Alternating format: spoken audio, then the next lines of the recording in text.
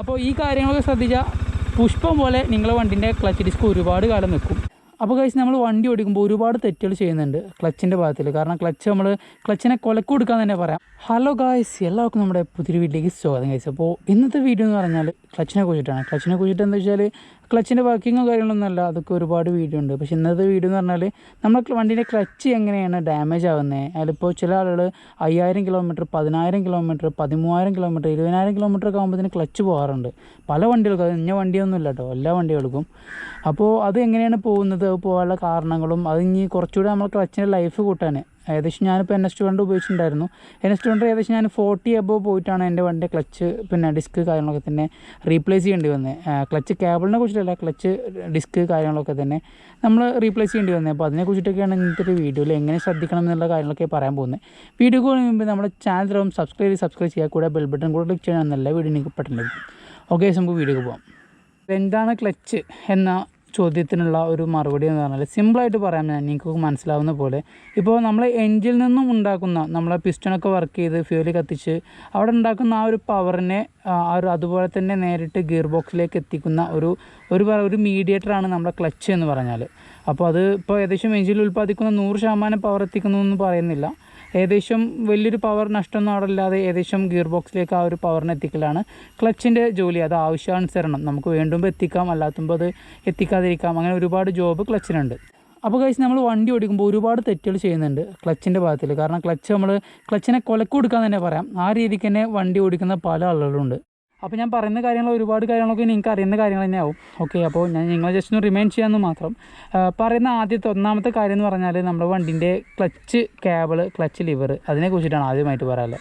ഇപ്പോൾ നമ്മൾ clutch liver അല്ലെങ്കിൽ ക്ലച്ച് കേബിളൊക്കെ ഡാമേജ് ഉണ്ടെന്ന് വെക്കുക. ഇപ്പോൾ നമ്മൾ ഈ ഒരു വണ്ടീൻ്റെ ക്ലച്ച് ലിവറിൻ്റെ അവിടെയൊക്കെ തേയ്മാനം സംഭവിച്ചാൽ ക്ലച്ച് ലിവർ കറക്റ്റ് വർക്കിംഗ് അല്ലാതാവും. കൂടെ തന്നെ ഈ കേബിൾ ഓവറായിട്ട് ജാമോ അല്ലെങ്കിൽ ചളി കയറിയോ വെള്ളം ഓവറായിട്ട് കയറിയിട്ട് തുരുമ്പൊക്കെ പിടിക്കേണ്ട ഒരു സിറ്റുവേഷൻ വന്നാൽ കേബിൾ ജാമാവും, വിരലൊക്കെ ടൈറ്റ് ആവാൻ തുടങ്ങും നമുക്ക്. അപ്പോൾ തന്നെ നമ്മൾ മനസ്സിലാക്കണം, ഈ ഒരു ക്ലച്ച് കേബിൾ ഡാമേജ് ആയിട്ടുണ്ട്, അല്ലെങ്കിൽ ലിവറിന് ആക്ഷൻ കുറയുമ്പോൾ ക്ലച്ച് ലിവർ ഡാമേജ് ആയിട്ടുണ്ട് എന്നുള്ളത്. അതിനുശേഷം നമ്മൾ എന്ത് ചെയ്യണം, ആ ഒരു ഡാമേജ് ആയ പാർട്ടുകൾ പെട്ടെന്ന് തന്നെ മാറ്റി കൊടുക്കണം. അതല്ലാതെ നമ്മൾ ആ ഒരു ഡാമേജിൽ തന്നെ ഓടിച്ച് നമ്മളെ ക്ലച്ച് ഫുള്ളായിട്ട് എൻഗേജ് ആവാതെ അല്ലെങ്കിൽ ഫുള്ളായിട്ട് ഡിസെൻഗേജ് ആവാത്തൊരു സിറ്റുവേഷൻ വരും. അങ്ങനെ ക്ലച്ച് അവിടെ ഓവറായിട്ട് ബേണായിട്ട് ക്ലച്ച് പെട്ടെന്ന് തന്നെ നമുക്കിപ്പോൾ നോർമലി 40000 കിലോമീറ്ററിൻ്റെ ക്ലച്ച് ഡിസ്ക് ആണെന്നുണ്ടെങ്കിൽ ചിലപ്പോൾ ഒരു 25000 20000 ആയിട്ട് തന്നെ ഡാമേജ് ആവാൻ ചാൻസ് ഉണ്ട്. കാരണം എൻ്റെ ഒരു ഫ്രണ്ടിൻ്റെ വണ്ടി ഇതുപോലെ സംഭവിച്ചതാണ്. അവനിതുപോലെ ക്ലച്ച് കേബിൾ ഡാമേജ് ആയിട്ട് മാറ്റാതെ കുറേ കാലം ഓടിയിട്ട് ആ ക്ലച്ച് ഡിസ്ക് പെട്ടെന്ന് തന്നെ പോകുന്ന സിറ്റുവേഷൻ അവന് വന്നു. അപ്പോൾ എന്തായാലും ഒരു എക്സ്പീരിയൻസ് ഉള്ള ഒരു കാര്യമാണ് ഞാൻ പറയുന്നത്, എല്ലാവരും ശ്രദ്ധിക്കുക. നമ്മൾ വണ്ടി ഓടിക്കുമ്പോൾ നമ്മൾ വണ്ടി ക്ലച്ച് പിടിച്ചിട്ട് അപ്പോൾ ഒരു 6th ഗിയർ പോവാണ്, പക്ഷേ 5ാമത്തെ ഗിയറിൽ ഓടിക്കേണ്ട ഒരു സ്ഥലമാണെന്നുണ്ടെങ്കിൽ നമ്മൾ എന്ത് ചെയ്യുക, അവിടെ 6th ഗിയറിൽ ക്ലച്ച് താങ്ങി അഡ്ജസ്റ്റ് ചെയ്ത് ഓടിക്കുക. അതുപോലെ തന്നെ നമ്മളിപ്പോൾ ഒരു കയറ്റം കയറി പോകുകയാണെന്നുണ്ടെങ്കിൽ 2nd ഗിയറിൽ കയറേണ്ട കയറ്റാവും, പക്ഷേ നമ്മൾ എന്ത് ചെയ്യുക, 3rd ഗിയറിലോ 4th ഗിയറിലോ താങ്ങി ആക്സിലേറ്റർ ഓവർ കൊടുത്തിട്ട് വലിപ്പിക്കുക. അപ്പോൾ അതൊക്കെ ആകുമ്പോൾ എന്താവും, ക്ലച്ച് പ്രഷർ പ്ലേറ്റിന് അല്ലെങ്കിൽ ക്ലച്ച് ഡിസ്കിനൊക്കെ ഓവറായിട്ട് വർക്ക് ചെയ്യേണ്ട ഒരു സിറ്റുവേഷൻ വരും. അപ്പോൾ അങ്ങനെ വരുമ്പോൾ അത് ഭയങ്കര ആ ഒരു ക്ലച്ചിൻ്റെ ഡിസ്ക് കാര്യങ്ങളൊക്കെ തന്നെ പെട്ടെന്ന് ബേൺ ആവാൻ ചാൻസ് ഉണ്ട്. അപ്പോൾ അതും എല്ലാവരും ശ്രദ്ധിക്കുക. ഒന്നാമത്തെ കാര്യം ഞാൻ പറഞ്ഞത് ക്ലച്ച് കേബിൾ ലിവറൊക്കെ ഡാമേജ് ഉണ്ടെങ്കിൽ പെട്ടെന്ന് മാറ്റി കൊടുക്കുക. കൂടാതെ നമ്മൾ വണ്ടി ഓടിക്കുമ്പോൾ കയറ്റം അതുപോലുള്ള ഇപ്പോൾ 6ാമത്തെ ഗിയർ പോകേണ്ട വണ്ടിയാണെന്നുണ്ടെങ്കിൽ അത് 6ാമത്തെ ഗിയർ തന്നെ ഓടിക്കുക. 5ാമത്തെ ഗിയറിലാണ് അങ്ങനെ ഓടിക്കുക. അല്ലാതെ ഇപ്പോൾ 5ാമത്തെ ഗിയർ പോകേണ്ട വണ്ടി 6ാമത്തെ ഗിയർ ഇട്ടിട്ട് വലിപ്പിച്ചാൽ അത് ക്ലച്ച് ഡിസ്കും ഗിയർ ബോക്സിനൊക്കെ തന്നെ പെട്ടെന്ന് ഡാമേജും കാര്യങ്ങളും വരാൻ ചാൻസ് ഉണ്ട്. അപ്പോൾ ഗൈസ് എനിക്കിതിൽ അടുത്തത് പറയാൻ എന്താണെന്ന് വെച്ചാൽ നമ്മളെ വണ്ടി ഓടിച്ചുകൊണ്ടിരിക്കുമ്പോൾ തന്നെ ക്ലച്ച് ലിവറിൽ ഇങ്ങനെ കൈ വെച്ചിട്ട് ചെറുതായിട്ട് ഇങ്ങനെ ക്ലച്ച് താങ്ങിയിട്ട് വണ്ടി ഓടിക്കുന്ന ഒരുപാട് ആളുകൾ ഞാൻ കണ്ടിട്ടുണ്ട്. ഇപ്പോൾ പ്രത്യേകിച്ച് നമ്മൾ വണ്ടി ഡ്രൈവിങ് പഠിക്കുന്ന ടൈമിലൊക്കെയാണ് അങ്ങനെ വരാറ്. അപ്പോൾ അങ്ങനെ ചെയ്യുമ്പോഴും നമ്മളെ ക്ലച്ച് ഇപ്പോൾ നമ്മൾ പറയുന്നുണ്ടെങ്കിൽ നമ്മളെ ക്ലച്ച് ഇങ്ങനെ ലിവർ ജസ്റ്റ് ഇങ്ങനെ പ്രസ് ചെയ്ത് ഓടിക്കുമ്പോൾ നമ്മൾ ക്ലച്ച് ഡിസ്കും അതിൻ്റെ ആ ഒരു മെഷ് ചെയ്യുന്ന ഏരിയയും ഫുള്ളായിട്ട് മെഷ് ആവില്ല, ഒരു ചെറിയൊരു ഗ്യാപ്പ് വരും. അപ്പോൾ ഈ ഓവറായിട്ട് ഇവിടെ റൈസ് ആവാൻ ചാൻസ് ഉണ്ട്. അങ്ങനെ ക്ലച്ച് ഡിസ്ക് അവിടെ ബേണായി പോകാൻ ചാൻസ് കൂടുതലാണ്. അപ്പോൾ എന്ത് ചെയ്യാം, അതും എല്ലാവരും ശ്രദ്ധിക്കുക. അത് ശ്രദ്ധിക്കേണ്ട ഒരു കാര്യം തന്നെയാണ്. നിങ്ങൾ വണ്ടി ഓടിക്കുമ്പോൾ ക്ലച്ച് ലിവറിൽ വിരൽ ഹോൾഡ് ചെയ്യുന്ന സിറ്റുവേഷൻ മാക്സിമം ഒഴിവാക്കുക.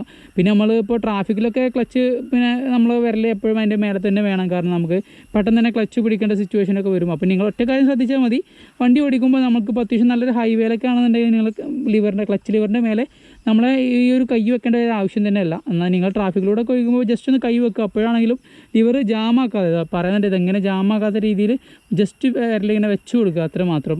അതുപോലെ തന്നെ നമ്മൾ വണ്ടി ഓടിച്ചുകൊണ്ടിരിക്കുമ്പോൾ നമ്മൾ ക്ലച്ച് ഇപ്പോൾ വണ്ടി ഇങ്ങനെ പോയിക്കൊണ്ടിരിക്കുകയാണ്, നമ്മൾ വെറുതെ ഇപ്പോൾ വണ്ടി ഇങ്ങനെ പോയിക്കൊണ്ടിരിക്കുക, അത്യാവശ്യം നല്ലൊരു 80 സ്പീഡിൽ 90 സ്പീഡിൽ പോയിക്കൊണ്ടിരിക്കുക, നമ്മൾ വെറുതെ എന്ത് ചെയ്യും, ക്ലച്ച് ഒന്ന് പിടിച്ച് നോക്കും. ക്ലച്ച് പിന്നെ ഒന്ന് പിടിച്ചു വിടും, ഇടക്ക് പിന്നെ ഒന്ന് പിടിച്ചു വിടും. അത് നല്ലതല്ല കേട്ടോ. അത് പെട്ടെന്ന് ക്ലച്ച് ഡിസ്കൊക്കെ ഡാമേജ് ആവാൻ ചാൻസ് കൂടുതലാണ്. അപ്പോൾ അതും എല്ലാവരും ശ്രദ്ധിക്കുക. പിന്നെ പറയാന്നുണ്ടെങ്കിൽ അതുപോലെ തന്നെ നമ്മളിപ്പോൾ എങ്ങനെ പോയിക്കൊണ്ടിരിക്കുമ്പോൾ തന്നെ ഗിയർ ഡൗൺ ചെയ്യേണ്ട അല്ലെങ്കിൽ അപ്പ് ചെയ്യേണ്ട ആവശ്യം, അല്ലെങ്കിൽ അപ്പ് ചെയ്യേണ്ട സിറ്റുവേഷനിൽ അപ്പ് ചെയ്യാൻ വേണം. അതല്ല നമ്മൾ വണ്ടി ഓടിച്ചുകൊണ്ടിരിക്കുമ്പോൾ നമുക്ക് വെറുതെ ഗിയർ ഡൗൺ ചെയ്യുക, പിന്നെയും മേലേക്ക് തന്നെ ഇടുക, പിന്നെ വെറുതെ ഡൗൺ ചെയ്യുക, പിന്നെ വെറുതെ യൂസ് ചെയ്യുന്നുണ്ടല്ല. അതിപ്പോൾ ഗിയർ ഡൗൺ ചെയ്യേണ്ടത് ഡൗൺ ചെയ്യണം, ഗിയർ മേലേക്ക് ഇടേണ്ടത് മേലേക്ക് ഇടണം. അതല്ല പറയുന്നത്. ചില ആളുകളുണ്ട്, ഞാനും പണ്ടൊക്കെ ചെയ്തിരുന്നതാണ്, നമ്മൾ വെറുതെ ഇങ്ങനെ ക്ലച്ച് പിടിക്കും, വണ്ടി ഓടിക്കുമ്പോൾ ഇങ്ങനെ ക്ലച്ച് ഇങ്ങനെ പിടിക്കും, പിന്നെ ഒന്ന് ക്ലച്ച് പിടിക്കും, പിന്നെ ഇങ്ങനെ വിടും, പിന്നെ ത്രോട്ടിൽ കൊടുക്കും, ക്ലച്ച് വിടും. പിന്നെ നമ്മൾ ഇടയ്ക്ക് ക്ലച്ച് പിന്നെ പിടിച്ചിട്ട് നമ്മൾ ഗിയർ എന്ത് ചെയ്യും, 6th ഗിയർ പോകുന്ന വണ്ടി വെറുതെ നമ്മൾ എന്ത് ചെയ്യും, ഗിയർ പിടിച്ചിട്ട് 5th ഇടും, പിന്നെ അതിൽ കുറച്ച് നേരം ഓടിക്കും, പിന്നെയും പിടിച്ചിട്ട് നമ്മൾ എന്ത് ചെയ്യും, പിന്നെ 6ക്ക് ഇടും അല്ലെങ്കിൽ 5ക്ക് ഇടും. അപ്പോൾ അതൊക്കെ എന്താ വെച്ചാൽ അവിടെ ക്ലച്ച് ഡിസ്ക് പെട്ടെന്ന് പോകാൻ ചാൻസ് ഉണ്ട്. കാരണം നമ്മൾ ഈ ക്ലച്ച് എന്ന് പറഞ്ഞാൽ ഒരു തേയ്മാനം സംഭവിക്കുന്ന ഒരു ഭാഗമാണ്. അതിൽ എപ്പോഴും തേയ്മാനം സംഭവിച്ചുകൊണ്ടിരിക്കുന്ന, ഡെപ്രീസിയേഷൻ സംഭവിച്ചുകൊണ്ടിരിക്കുന്ന ഒരു ഭാഗമാണ്. അപ്പോൾ നമ്മളെന്താ ചെയ്യേണ്ടത്, അതിൻ്റെ ഉപയോഗത്തിന് മാത്രം ക്ലച്ച് ഉപയോഗിക്കുക. അതല്ലാതെ ആവശ്യമില്ലാതെ എപ്പോഴും ക്ലച്ച് ഓടിക്കൊണ്ടിരിക്കുമ്പോൾ ഇങ്ങനെ പിടിക്കുക, അതുപോലെ തന്നെ വണ്ടി ഇങ്ങനെ വെറുതെ ഗിയറും മേലക്കും താഴത്തേക്കും വെറുതെ ഇങ്ങനെ ഇട്ടുകൊണ്ടിരിക്കുക, അതൊക്കെ തന്നെ ക്ലച്ച് ഡിസ്ക് പെട്ടെന്ന് ഡാമേജ് ആക്കും. അപ്പോൾ അതെല്ലാവരും ശ്രദ്ധിക്കുക. എനിക്കിതിൽ പറയാൻ നാലാമത്തെ കാര്യം എന്ന് പറഞ്ഞാൽ, നമ്മൾ വണ്ടി ഓടിക്കുമ്പോൾ നമ്മൾ വണ്ടിക്ക് ഓവർലോഡ് കൊടുക്കാതിരിക്കുക. ഓവർലോഡ് എന്ന് പറഞ്ഞാൽ നമ്മളിപ്പോൾ വണ്ടി ഓടിച്ചുകൊണ്ടിരിക്കുകയാണ്, നമ്മൾ ട്രിബിൾ വെച്ചിട്ടാണ് വണ്ടി പോകുന്നത്. അപ്പോൾ ആ ഒരു ട്രിബിൾ വെച്ച് വണ്ടി പോകുമ്പോൾ അത് വണ്ടീൻ്റെ പല ഭാഗത്തേക്കും ഡാമേജ് ഉണ്ടാക്കും. അതിൻ്റെ കൂടെ തന്നെ നമ്മൾ ക്ലച്ച് ഡിസ്കിനും അത് ഓവർലോഡ് വരും. കൂടാതെ നമ്മൾ വണ്ടിയിൽ ഹെവി ലോഡ് വെച്ച് പോവുക. അതിൽ ട്രിബിൾ പോലെ തന്നെ നമ്മളിപ്പോൾ വണ്ടിയിൽ എന്തെങ്കിലും ഒരു 100 കിലോനോ ഒരു 150 കിലോൻ്റെയൊക്കെ സാധനം ക്യാരി ചെയ്ത് പോകുമ്പോഴും അത് വണ്ടിൻ്റെ ക്ലച്ച് ഡിസ്കൊക്കെ തന്നെ പെട്ടെന്ന് പോകാൻ ചാൻസ് ഉണ്ട്.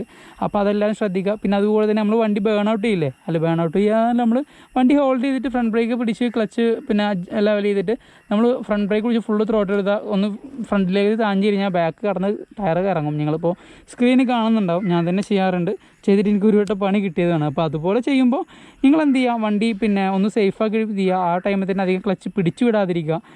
പിന്നെന്താ വെച്ചാൽ ഓൾറെഡി ഡാമേജ് ആവാൻ ചാൻസ് ഉള്ളൊരു ക്ലച്ചോ അല്ലെങ്കിൽ ക്ലച്ച് കേബിൾ ജാമിലൊരു വണ്ടിയാണെന്നുണ്ടെങ്കിൽ ഒരിക്കലും അങ്ങനെ ചെയ്യാതിരിക്കുക. പിന്നെ വണ്ടി പ്രത്യേകിച്ച് സ്റ്റെൻഡിങ് ഒക്കെ ചെയ്യുന്ന ടൈമിൽ വണ്ടി ഒന്ന് കൂളായതിന് ശേഷം മാത്രം ചെയ്യുക. അപ്പോൾ ഒരുപാട് കിലോമീറ്റർ ഓടി വന്നൊരു വണ്ടിയാണെന്നുണ്ടെങ്കിൽ ഒരിക്കലും എന്ത് ചെയ്യുക, നിങ്ങൾ അങ്ങനെ ചെയ്യാതിരിക്കുക. അതിൽ അടുത്ത് പറയുന്നത് നമ്മൾ ട്രാഫിക്കിലൊക്കെ ചെയ്യുന്ന ചെറിയൊരു തെറ്റാണ്. തെറ്റ് തന്നെ പറയാം. എന്താ സംഭവം എന്ന് വെച്ചാൽ നമ്മളിപ്പോൾ ട്രാഫിക് സിഗ്നലാണ് ഫ്രണ്ടിൽ. അപ്പോൾ നമ്മൾ പോയി വണ്ടി ഹോൾഡ് ചെയ്തിട്ട് വണ്ടി സ്റ്റാർട്ടിങ്ങിലിടും വണ്ടി ഫസ്റ്റ് ഗിയറിലാവും കിടക്കുന്നത്. ഫസ്റ്റ് ഗിയറിൽ ഇങ്ങനെ പിടിച്ചിങ്ങനെ നിൽക്കും വണ്ടി.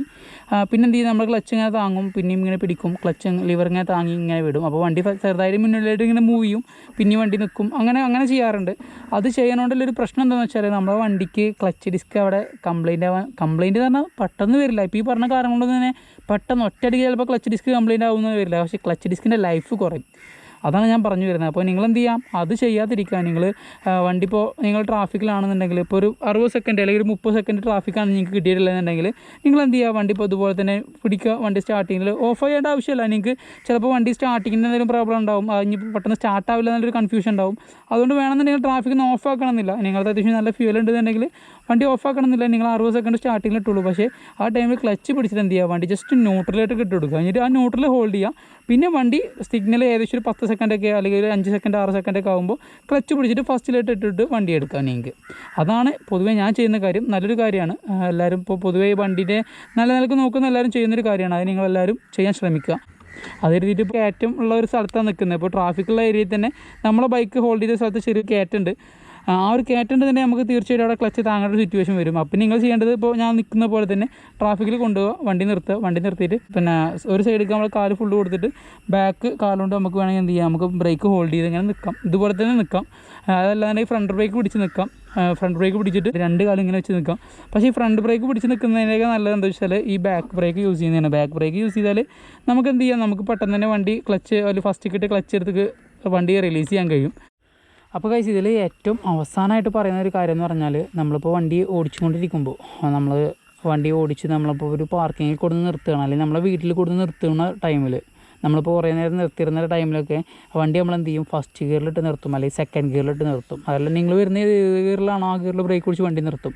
അങ്ങനെയാണ് ചെയ്യാറ്. എന്നാൽ അങ്ങനെ ചെയ്യുന്നതായും കുറച്ചുകൂടെ നല്ലത് എൻ്റെ പേഴ്സണലാണ്. കൂടാതെ ഒരുപാട് റൈഡേഴ്സ് ചെയ്യുന്നൊരു കാര്യമുണ്ട് ഞാൻ പറയുന്നത്. നിങ്ങൾ വണ്ടി എന്ത് ചെയ്യാം, വണ്ടി ന്യൂട്രലിട്ട് നിർത്തുക. അപ്പോൾ അതേ രീതിയിൽ വണ്ടി ഇപ്പോൾ ഇറക്കത്തിൽ കൊണ്ടുപോയാൽ നിങ്ങൾക്ക് ഫസ്റ്റ് ഇട്ട് നിർത്താം.